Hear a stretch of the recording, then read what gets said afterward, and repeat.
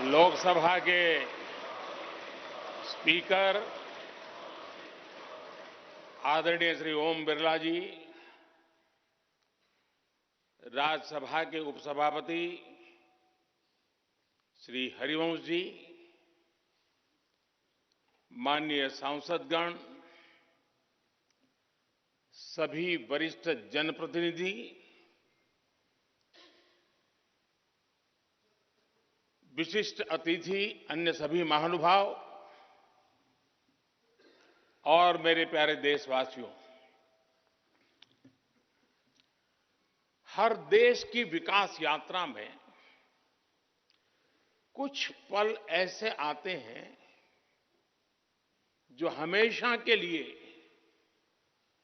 अमर हो जाते हैं।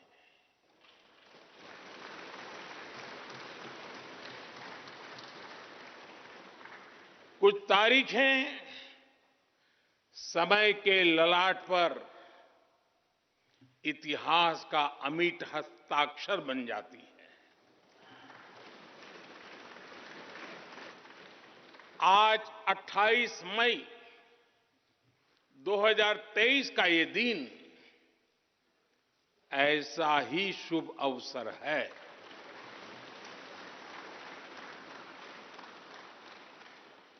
देश आजादी के 75 वर्ष होने पर अमृत महोत्सव मना रहा है। इस अमृत महोत्सव में भारत के लोगों ने अपने लोकतंत्र को संसद के इस नए भवन का उपहार दिया है।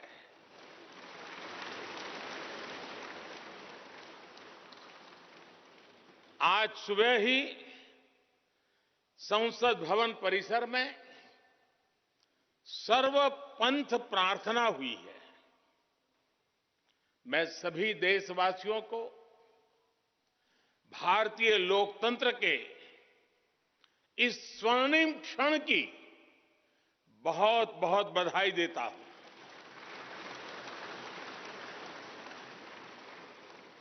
साथियों, ये सिर्फ एक भवन नहीं है, ये 140 करोड़ भारतवासियों की आकांक्षाओं और सपनों का प्रतिबिंब है।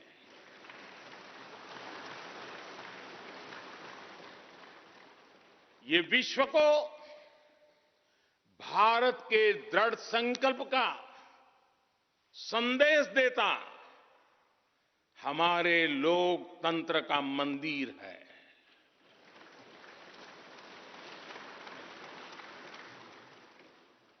ये नया संसद भवन योजना को यथार्थ से, नीति को निर्माण से, इच्छा शक्ति को क्रिया शक्ति से, संकल्प को सिद्धि से जोड़ने वाली अहम कड़ी साबित होगा। ये नया भवन हमारे स्वतंत्रता सेनानियों के सपनों को साकार करने का माध्यम बनेगा। ये नया भवन आत्मनिर्भर भारत के सूर्योदय का साक्षी बनेगा।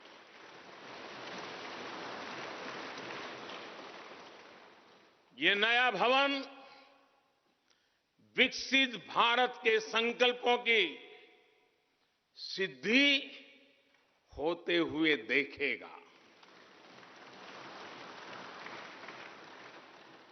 ये नया भवन नूतन और पुरातन के सह अस्तित्व का भी आदर्श है। साथियों, नए रास्तों पर चलकर ही नए प्रतिमान गढ़े जाते हैं।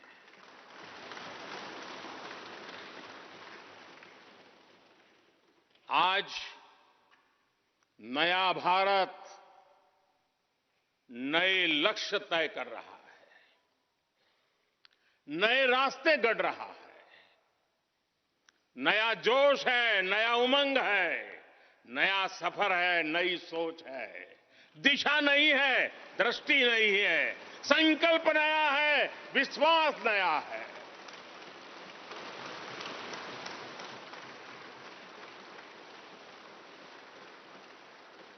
और आज फिर एक बार पूरा विश्व भारत को, भारत के संकल्प की दृढ़ता को, भारतवासियों की प्रखरता को, भारतीय जनशक्ति की जिजीविषा को आदर और उम्मीद के भाव से देख रहा है।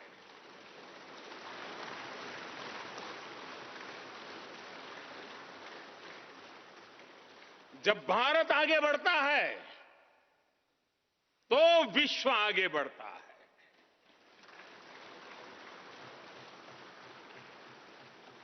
संसद का ये नया भवन भारत के विकास से विश्व के विकास का भी आह्वान करेगा।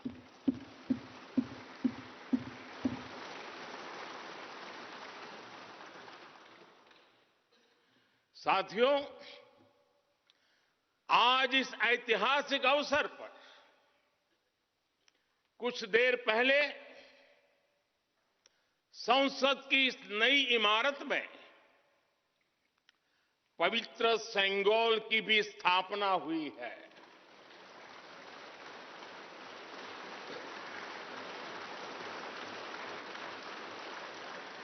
महान चोल साम्राज्य में सेंगोल को कर्तव्य पथ का, सेवा पथ का, राष्ट्र पथ का प्रतीक माना जाता था।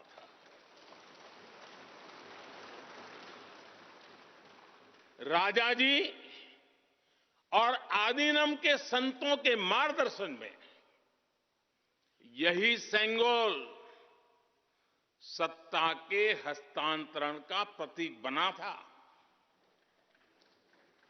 तमिलनाडु से विशेष तौर पर आए हुए आदीनम के संत आज सुबह संसद भवन में हमें आशीर्वाद देने उपस्थित हुए थे।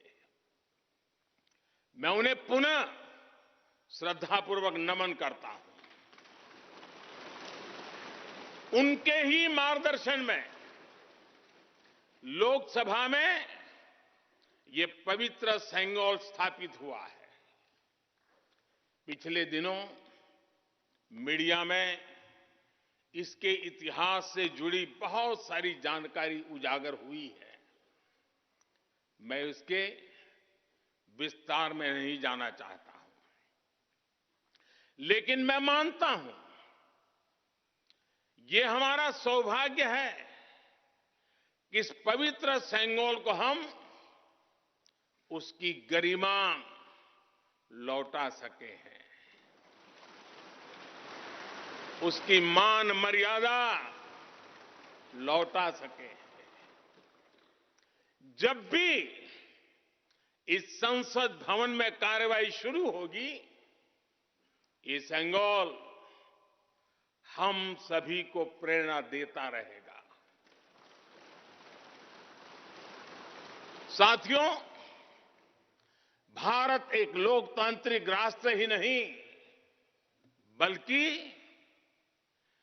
लोकतंत्र की जननी भी है, मदर ऑफ डेमोक्रेसी भी है। भारत आज वैश्विक लोकतंत्र का भी बहुत बड़ा आधार है। लोकतंत्र हमारे लिए सिर्फ एक व्यवस्था नहीं, एक संस्कार है, एक विचार है, एक परंपरा है। हमारे वेद हमें सभाओं और समितियों के लोकतांत्रिक आदर्श सिखाते हैं। महाभारत जैसे ग्रंथों में गणों और गणतंत्रों की व्यवस्था का उल्लेख मिलता है। हमने वैशाली जैसे गणतंत्रों को जीकर दिखाया है। हमने भगवान बसवेश्वर के अनुभव मंटपा को अपना गौरव माना है। तमिलनाडु में मिला 900 ईस्वी का शिलालेख आज भी हर किसी को हैरान कर देता है। हमारा लोकतंत्र ही हमारी प्रेरणा है। हमारा संविधान ही हमारा संकल्प है। इस प्रेरणा, इस संकल्प की सबसे श्रेष्ठ प्रतिनिधि अगर कोई है तो ये हमारी संसद है। और ये संसद देश की जिस समृद्ध संस्कृति का प्रतिनिधित्व करती है, उसका उद्घोष करती है। शेते निपद्यमानस्य, शेते निपस्य मानस्य चराति चर्त भगः, चरैवेति चरैवेति चरैवेति।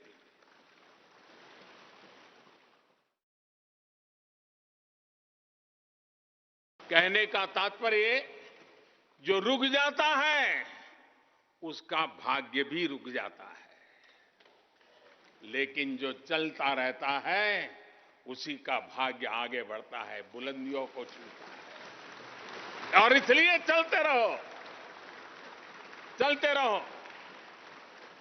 गुलामी के बाद हमारे भारत ने बहुत कुछ खोकर अपनी नई यात्रा शुरू की थी। वो यात्रा कितने ही उतार चढ़ावों से होते हुए, कितनी ही चुनौतियों को पार करते हुए आजादी के अमृत काल में प्रवेश कर चुकी है। आजादी का ये अमृत काल विरासत को सहेजते हुए विकास के नए आयाम गढ़ने का अमृत काल है। आजादी का ये अमृत काल देश को नई दिशा देने का अमृत काल है। आजादी का ये अमृत काल अनंत सपनों को, असंख्य आकांक्षाओं को पूरा करने का अमृत काल है। इस अमृत काल का आह्वान है, इस अमृत काल का आह्वान है मुक्त मातृभूमि को, मुक्त मातृभूमि को नवीन प्राण चाहिए। नवीन पर्व के लिए नवीन प्राण चाहिए। मुक्त गीत हो रहा, मुक्त गीत हो रहा नवीन राग चाहिए। नवीन पर्व के लिए नवीन प्राण चाहिए।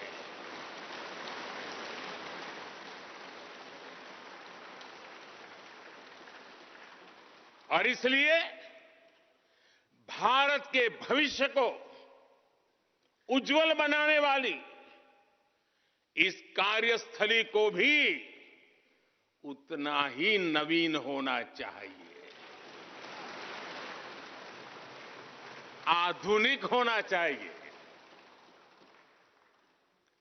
साथियों, एक समय था जब भारत दुनिया के सबसे समृद्ध और वैभवशाली राष्ट्रों में गिना जाता था। भारत के नगरों से लेकर महलों तक, भारत के मंदिरों से लेकर मूर्तियों तक, भारत का वास्तु भारत की विशेषज्ञता का उद्घोष करता था। सिंधु सभ्यता के नगर नियोजन से लेकर मौर्यकालीन स्तंभों और स्तूपों तक, चोल शासकों के बनाए भव्य मंदिरों से लेकर जलाशयों और बड़े बांधों तक भारत का कौशल विश्व भर से आने वाले यात्रियों को हैरान कर देता था। लेकिन सैकड़ों साल की गुलामी ने हमसे हमारा ये गौरव छीन लिया। एक ऐसा भी समय आ गया जब हम दूसरे देशों में हुए निर्माण को देखकर मुग्ध होने लग गए। 21वीं सदी का नया भारत बुलंद हौसले से भरा हुआ भारत अब गुलामी की उस सोच को पीछे छोड़ रहा है। आज भारत प्राचीन कला की उस गौरवशाली धारा को एक बार फिर अपनी तरफ मोड़ रहा है और संसद की ये नई इमारत इस प्रयास का जीवंत प्रतीक बनी है। आज नए संसद भवन को देखकर हर भारतीय गौरव से भरा हुआ है। इस भवन में विरासत भी है, वास्तु भी है, इसमें कला भी है, कौशल भी है, इसमें संस्कृति भी है और संविधान के स्वर भी है। आप देख रहे हैं कि लोकसभा का आंतरिक हिस्सा, यहां भी देखिए, यहां भी देखिए, राष्ट्रीय पक्षी मोर पर आधारित है। राज्यसभा का आंतरिक हिस्सा राष्ट्रीय फूल कमल पर आधारित है और संसद के प्रांगण में हमारा राष्ट्रीय वृक्ष बरगद भी है। हमारे देश के अलग अलग हिस्सों की जो विविधता है, इस नए भवन ने उन सबको समाहित किया है। इसमें राजस्थान से लाए गए ग्रेनाइट और बलुआ पत्थर लगाए गए हैं। ये जो लकड़ी का काम आप देख रहे हैं ना, वो महाराष्ट्र से आई है। यूपी में भदोही के कारीगरों ने इसके लिए अपने हाथ से कालीनों को बुना है। एक तरह से इस भवन के कण कण में हमें एक भारत श्रेष्ठ भारत की भावना के दर्शन। साथियों, संसद के पुराने भवन में सभी के लिए अपने कार्यों को पूरा करना कितना मुश्किल हो रहा था, ये हम सभी जानते हैं। टेक्नोलॉजी से जुड़ी समस्याएं थी, बैठने की जगह से जुड़ी चुनौती थी।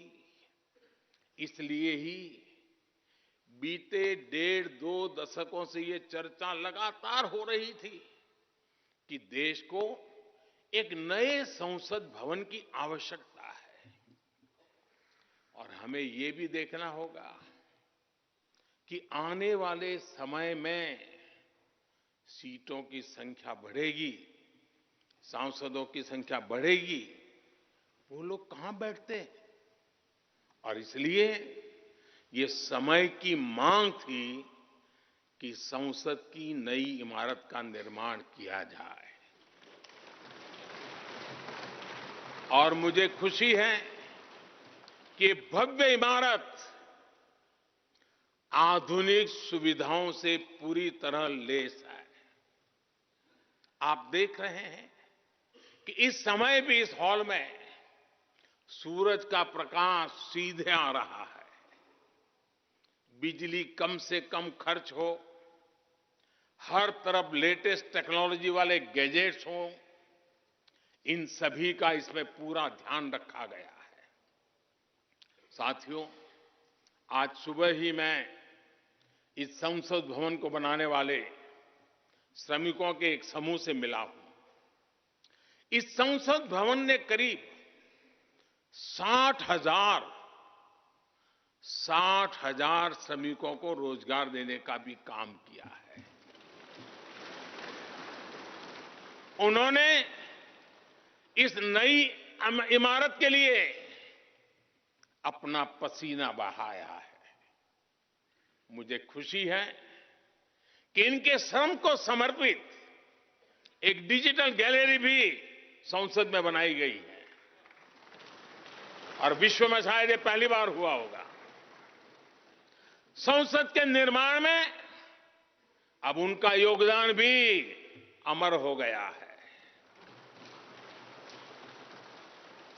साथियों, कोई भी एक्सपर्ट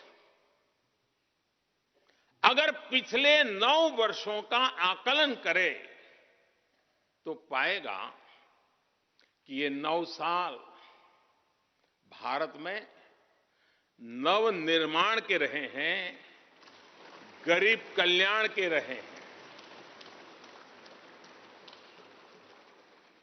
आज हमें संसद की नई इमारत के निर्माण का गर्व है, तो मुझे पिछले 9 साल में गरीबों के 4 करोड़ घर बनने का भी संतोष है। आज जब हम इस भव्य इमारत को देखकर अपना सर ऊंचा कर रहे हैं, तो मुझे पिछले 9 साल में बने 11 करोड़ शौचालयों का भी संतोष है, जिन्होंने महिलाओं की गरिमा की रक्षा की, उनका स्तर ऊंचा कर दिया। आज जब हम इस संसद भवन में सुविधाओं की बात कर रहे हैं, तो मुझे संतोष है कि पिछले 9 साल में हमने गांवों को जोड़ने के लिए 4 लाख किलोमीटर से भी ज्यादा सड़कों का निर्माण किया। आज जब हम इस इको फ्रेंडली इमारत को देखकर खुश हैं, तो मुझे संतोष है कि हमने पानी की एक एक बूंद बचाने के लिए 50,000 से ज्यादा अमृत सरोवरों का निर्माण किया है। आज जब हम इस नए संसद भवन की लोकसभा और राज्यसभा को देखकर उत्सव मना रहे हैं, तो मुझे संतोष है कि हमने देश में 30,000 से ज्यादा नए पंचायत भवन भी बनाए हैं। यानी पंचायत भवन से लेकर संसद भवन तक हमारी निष्ठा एक ही है, हमारी प्रेरणा एक रही। देश का विकास, देश के लोगों का विकास। साथियों, आपको ध्यान होगा 15 अगस्त को लाल किले से मैंने कहा था, यही समय है, सही समय है।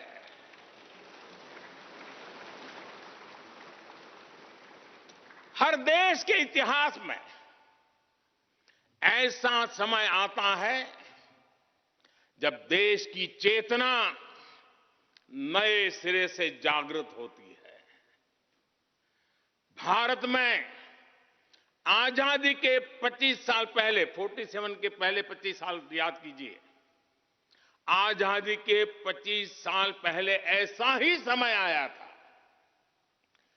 गांधी जी के असहयोग आंदोलन ने पूरे देश को एक विश्वास से भर दिया था। गांधी जी ने स्वराज के संकल्प से हर भारतवासी को जोड़ दिया था। ये वो दौर था जब हर भारतीय आजादी के लिए जी जान से जुट गया था। इसका नतीजा हमने 1947 में भारत की आजादी के तौर पर देखा। आजादी का ये अमृतकाल भी भारत के इतिहास का ऐसा ही पड़ाव है। आज से 25 साल बाद भारत अपनी आजादी के 100 वर्ष पूरे करेगा। हमारे पास भी 25 वर्ष का अमृत कालखंड है। इन 25 वर्षों में हमें मिलकर भारत को विकसित राष्ट्र बनाना है।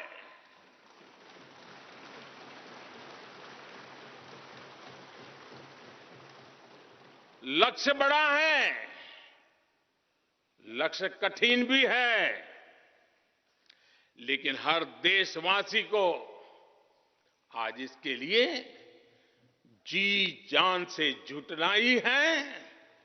नए प्रण लेने हैं, नए संकल्प लेने हैं, नई गति पकड़नी है। और इतिहास गवाह है कि हम भारतीयों का विश्वास सिर्फ भारत तक ही सीमित नहीं रहता।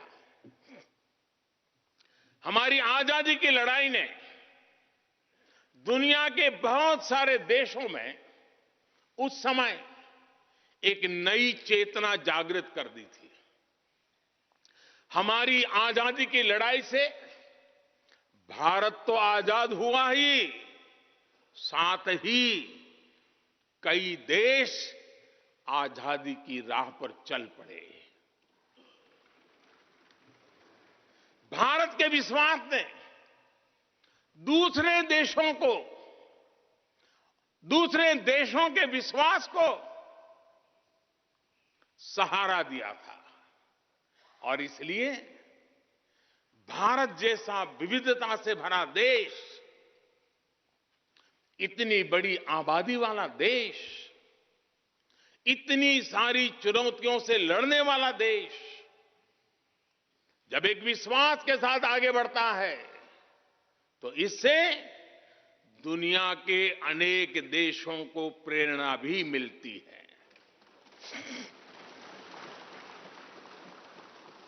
भारत की हर सफलता आने वाले दिनों में दुनिया के अलग अलग भूभाग में अलग अलग देशों की सफलता के रूप में प्रेरणा का कारण बनने वाली है।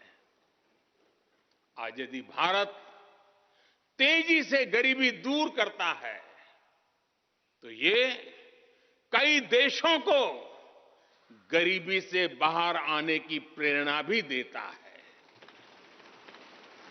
भारत का विकसित होने का संकल्प कई और देशों का संबल बनेगा। इसलिए भारत की जिम्मेदारी और बड़ी हो जाती है। और साथियों, सफलता की पहली शर्त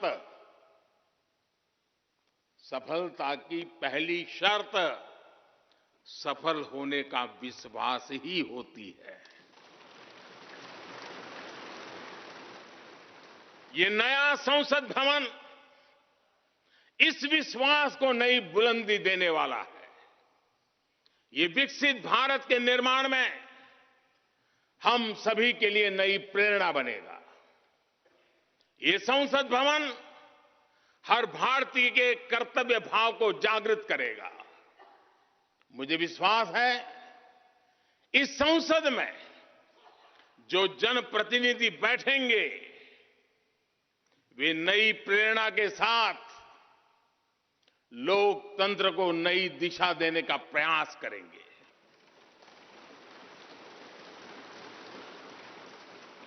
हमें नेशन फर्स्ट की भावना से आगे बढ़ना होगा। इदम राष्ट्राय इदम न मम। हमें कर्तव्य पथ को सर्वोपरि रखना होगा। कर्तव्यमेव कर्तव्यम, अकर्तव्यम न कर्तव्यम। हमें अपने व्यवहार से उदाहरण प्रस्तुत करना होगा। यद यदाचरति श्रेष्ठः तद्देव इतरो जनः। हमें निरंतर खुद में सुधार करते रहना होगा। उद्धरेत आत्मना आत्मानाम्। हमें अपने नए रास्ते खुद बनाने होंगे। अपदीवो भवः। हमें खुद को खपाना होगा, तपाना होगा। तपसो ही परम नास्ति तपसा विंदते महत। हमें लोक कल्याण को ही अपना जीवन मंत्र बनाना होगा। लोकहितम मम करणीयम। जब संसद के इस नए भवन में हम अपने दायित्वों का ईमानदारी से निर्वहन करेंगे तो देशवासियों को भी नई प्रेरणा मिलेगी। साथियों, दुनिया के सबसे बड़े लोकतंत्र को यह नई संसद एक नई ऊर्जा और नई मजबूती प्रदान करेगी। हमारे श्रमिकों ने अपने पसीने से इस संसद भवन को इतना भव्य बना दिया है। अब हम सभी सांसदों का दायित्व है कि इसे अपने समर्पण से और ज्यादा दिव्य बनाएंगे।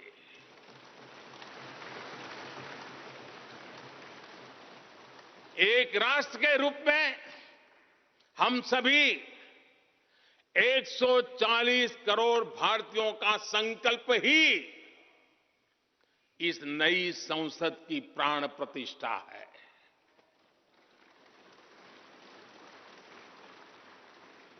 यहां होने वाला हर निर्णय आने वाली सदियों को सजाने संवारने वाला है। यहां होने वाला हर निर्णय आने वाली पीढ़ियों को सशक्त करने वाला होगा। यहां होने वाला हर निर्णय भारत के उज्ज्वल भविष्य का आधार बनेगा। गरीब, दलित, पिछड़ा, आदिवासी, दिव्यांग, समाज के हर वंचित परिवार के सशक्तिकरण का, वंचितों को वरीयता का रास्ता यहीं से गुजरता है। इस नए संसद भवन की हर ईंट, हर दीवार, इसका कण कण गरीब के कल्याण के लिए समर्पित है।